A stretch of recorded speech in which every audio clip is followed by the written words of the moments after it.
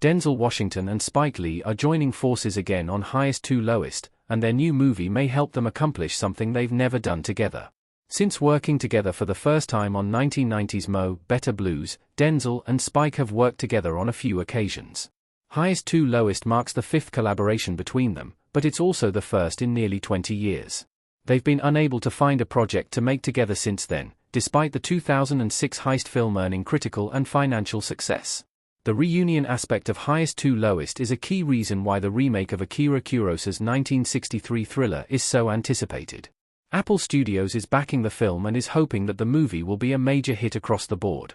The early response to Highest to Lowest is very positive following its debut at the Cannes Film Festival, which creates more confidence in the film. Currently sitting at 89% on Rotten Tomatoes, the movie is considered one of Denzel and Spike's best movies.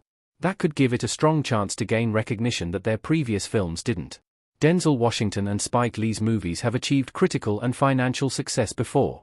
Their collaborations are often well received. Across the last 35 years of working together, Denzel Washington and Spike Lee have found tremendous success together. All of their movies have been warmly received by critics. Their first collaboration together has the lowest score across their 3+ decades of working together. Malcolm X has long held the record for having the best reviews among their movies, but Highest to Lowest is currently tied for that top spot now.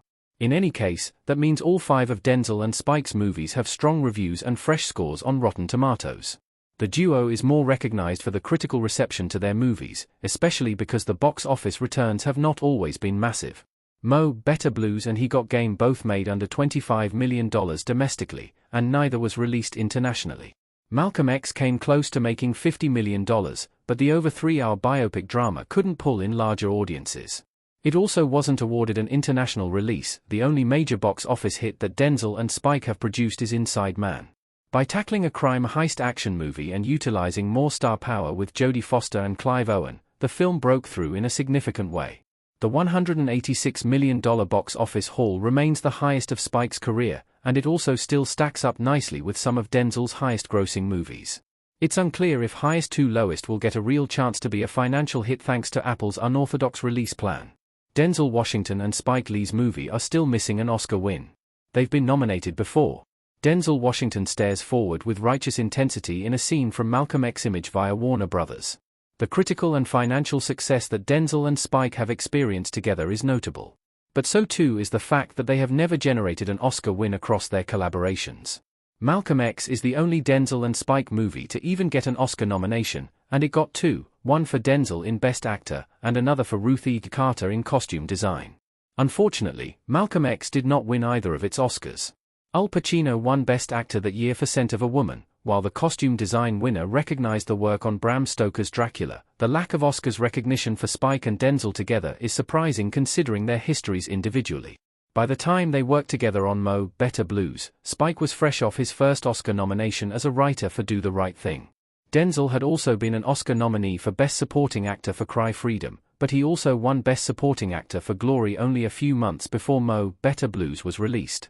The musical comedy's timing was perfect to recognize both further, but the movie failed to get into awards conversations.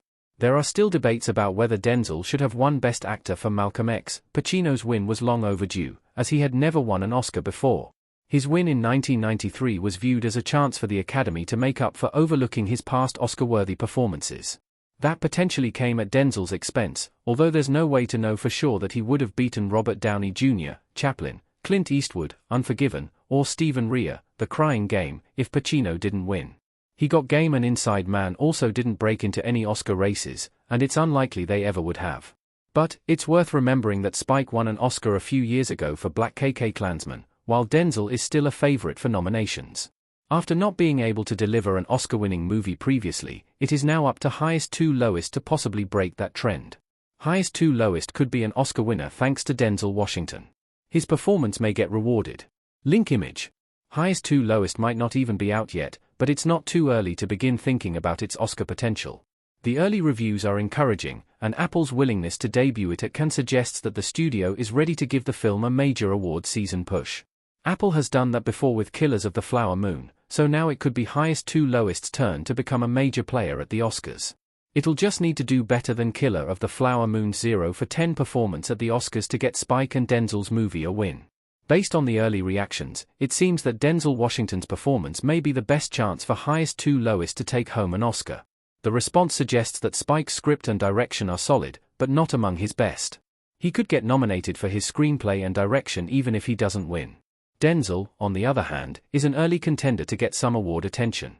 Whether he can actually win Best Actor is a different question, as the race is expected to be wildly competitive this year.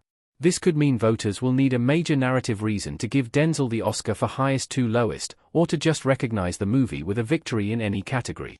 The duo have already planted seeds for a storyline that could entice Academy voters to be more favorable to the new film. Highest to lowest may be Denzel and Spike's last chance to win an Oscar together. Spike Lee has teased the end. Spike Lee as Shorty and Denzel Washington as Red, Malcolm X, in Malcolm X. There are lots of complicated factors that go into Oscar voting that extend well beyond the sheer quality of work for a movie. Awards campaign budgets, support from others in Hollywood, and performances at precursor awards are all important. But there's also a proven history where historical narratives can help sway results. Someone who has a strong relationship with the industry and the Academy can often find greater success with their last movie. Highest to lowest is already being positioned as the end of Spike Lee and Denzel Washington's collaboration.